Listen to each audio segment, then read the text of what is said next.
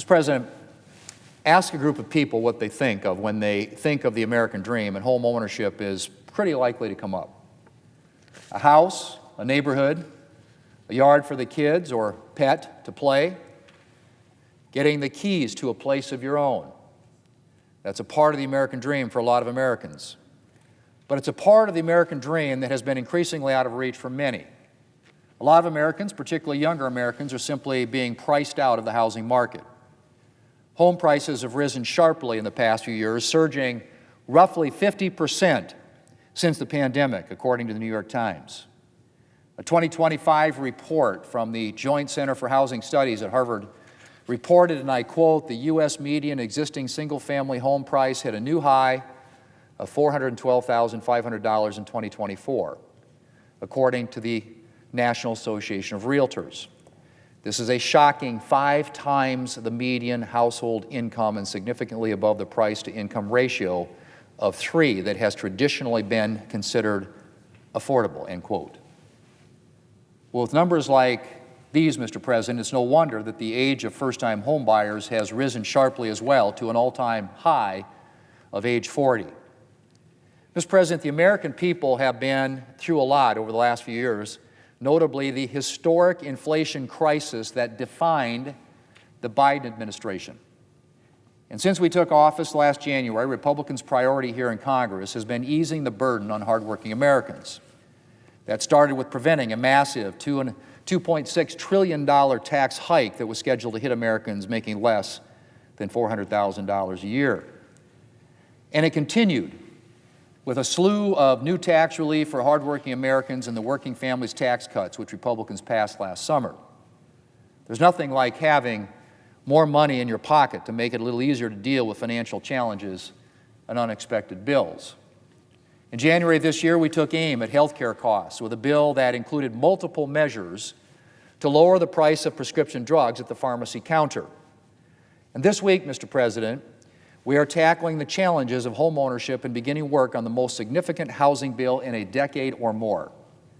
The Road to Housing Act, the product of extensive work from the Senate Banking Committee, and particularly from its chairman, Tim Scott, packages together a number of bills focused on lowering housing costs and increasing housing supply. And it takes aim at these goals in multiple ways. One primary focus of the bill is removing unnecessary regulatory barriers that drive up the cost of housing or complicate construction. The bill's Housing Supply Expansion Act, for example, which is the product of Senators Britt, Tillis, Crapo, and others, removes the outdated chassis requirement for manufactured housing. This will not only lower the cost of manufactured homes, but it will also allow for more innovation in the manufactured home design process, such as two-story houses. Manufactured homes are already substantially less expensive than site-built dwellings, and removing the outdated chassis rule will further increase their affordability and create more manufactured options that suit more families. And that, Mr. President, is just the tip of the iceberg. Senator Rounds has multiple bills in the Road to Housing Act that will increase housing supply by streamlining the environmental review process.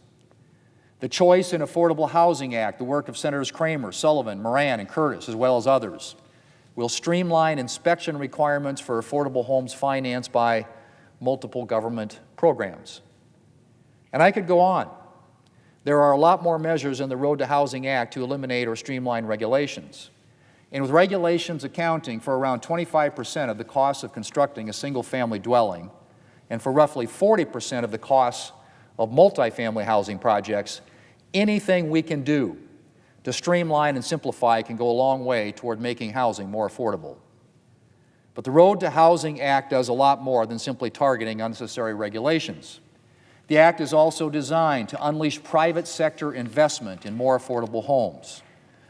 Road Act legislation from Senators Scott, Marino, McCormick, Cassidy, and Crapo, for example, will increase a statutory cap that limits banks' ability to invest in more affordable housing and other community development projects.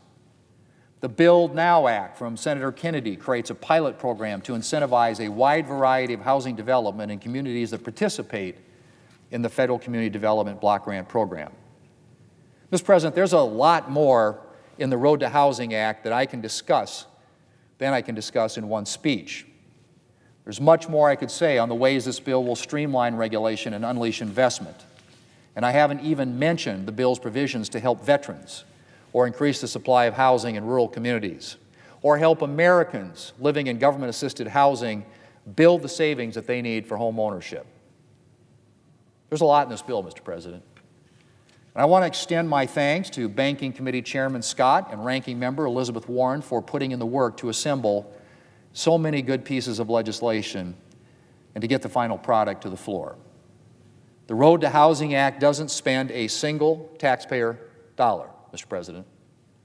But by removing barriers to affordable housing construction and unleashing investment, this bill stands to open the door to affordable homes for hardworking Americans around the country. And I look forward to passing this legislation in the very near future.